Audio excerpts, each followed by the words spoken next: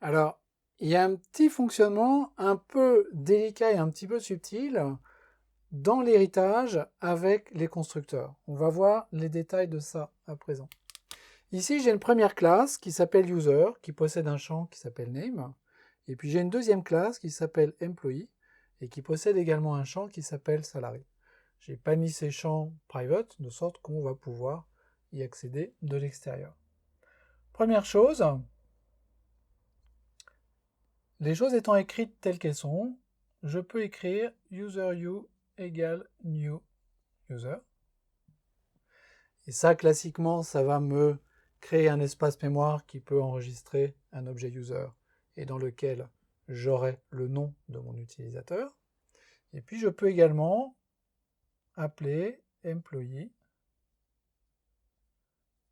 égale new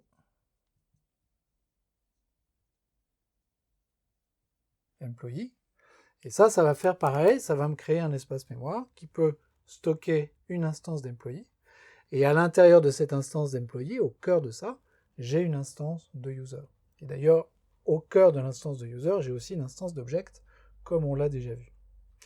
Par quel tour de magie est-ce que j'ai le droit d'appeler un constructeur alors que je n'ai déclaré aucun constructeur, ni dans la classe user, ni dans la classe employee? Dans les exemples précédents, on avait toujours déclaré un constructeur qui prenait des paramètres.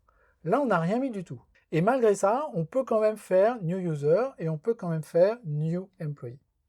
Et bien, c'est parce qu'il y a un truc en Java, c'est que quand on crée une classe sans constructeur, on a toujours un constructeur vide. Alors, constructeur vide, ça veut dire que c'est un constructeur qui ne prend pas de paramètres. Et ce constructeur vide, on l'appelle par défaut. C'est-à-dire que même si je n'écris rien, tout se passe comme si, à l'intérieur de ce truc-là, j'avais un public user qui ne prend pas de paramètres et qui ne fait rien. Et la même chose pour employee, j'ai un public employee qui ne prend pas de paramètres et qui ne fait rien. Ce constructeur vide par défaut, il est ajouté pour moi par le compilateur dans toute classe qui ne possède pas de constructeur. Alors maintenant, si je crée un constructeur user, et puis je décide que ce constructeur, il prend un nom en paramètre, et puis il fait this.name égale name. Maintenant, j'ai un constructeur explicite dans la classe user. Et le fait de rajouter ce constructeur qui prend un name, ça va faire que mon user u égale new user, bah lui, il va s'arrêter de compiler. Ce code-là ne va plus compiler. Il se trouve que ça va avoir un deuxième impact sur mon code. C'est que la classe employee, elle non plus, ne va plus compiler. Je vais avoir une erreur de compilation dans la classe employee. Et là, la raison, elle est un petit peu plus subtile. C'est que le constructeur, donc dans un premier temps, si je n'ai pas de constructeur, le compilateur me met un constructeur vide par défaut. Deuxièmement, un constructeur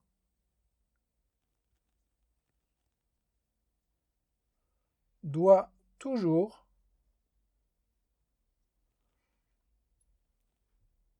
pouvoir appeler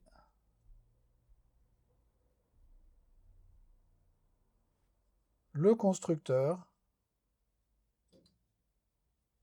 de la classe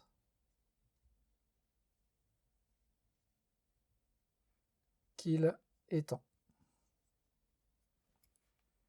Donc, le constructeur d'employee doit pouvoir appeler le constructeur de user. J'ai pas mis de constructeur dans employee. Ça veut dire que j'ai un constructeur d'employee qui est le constructeur vide par défaut. Ici, j'ai employee qui ne prend pas de paramètres et qui ne fait rien. Il ne fait rien, sauf qu'il fait quand même quelque chose. Il fait un appel à un constructeur de la classe user. Étant donné que c'est un appel par défaut, cet appel, c'est un appel au constructeur vide de user. Donc en fait, le code que j'ai dans employee,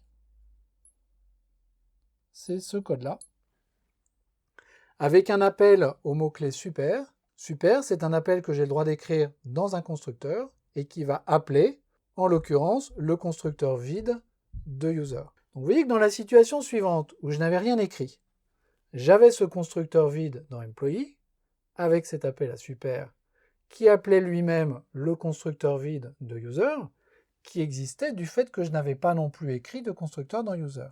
Ça utilise la règle numéro 1, j'ai toujours dans une classe au moins un constructeur vide par défaut. Dès l'instant que je mets un constructeur explicite, qui prend un nom en paramètre, le constructeur vide de user disparaît. Donc ce code-là ne compile plus, mais il se trouve que l'appel au super constructeur vide que j'avais dans employee ne compile plus non plus. Donc le fait d'avoir retiré le constructeur vide de user, ça a provoqué pas mal de problèmes dans mon application. Comment est-ce que je peux régler ce problème? Je peux le régler d'une façon assez simple, en écrivant le constructeur vide explicitement dans la classe employee et en mettant une valeur par défaut pour le nom, étant donné que je ne connais pas le nom, par exemple la chaîne de caractères vide, ou si je veux la chaîne de caractères nuls. Maintenant cet appel à super appelle bien le constructeur de user qui prend un nom en paramètre, et là le compilateur va être content, le problème que j'avais va être réglé, ma classe employee va compiler à nouveau. Pour régler ce problème-là, malheureusement, je ne peux pas le faire en modifiant le constructeur de name, mais rien ne m'empêche d'avoir plusieurs constructeurs, donc de rajouter un constructeur vide, cette fois-ci qui n'est pas le constructeur vide par défaut, qui est un constructeur vide explicite, et qui va me permettre de résoudre ce problème de compilation. D'ailleurs, le fait de remettre ce constructeur vide aurait également réglé le problème de compilation au niveau d'employee, étant donné que l'appel à super sans paramètre pouvait compiler à nouveau du fait de la présence de ce constructeur vide explicite. Donc ces histoires de constructeurs vides par défaut, de constructeurs qui prennent des paramètres et de constructeurs qui s'appellent d'une classe à sa superclasse, c'est des mécanismes qui sont un petit peu subtils, mais qui sont importants parce que dès l'instant qu'on commence à faire des classes qui héritent les unes des autres avec des constructeurs qui prennent des paramètres, on se retrouve confronté à ces problèmes. Et d'une façon générale, c'est toujours une bonne pratique de systématiquement laisser un constructeur vide dans une classe. Donc, toujours laisser un constructeur vide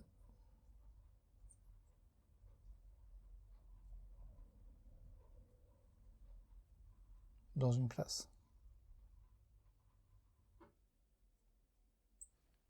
Pourquoi est-ce que c'est important d'avoir ce constructeur vide dans une classe? Parce que ça va nous permettre d'instancier ces classes par réflexion. Ça, c'est un chapitre que l'on verra beaucoup plus tard dans le cours, mais on peut déjà donner une petite ouverture sur ce point-là dès à présent.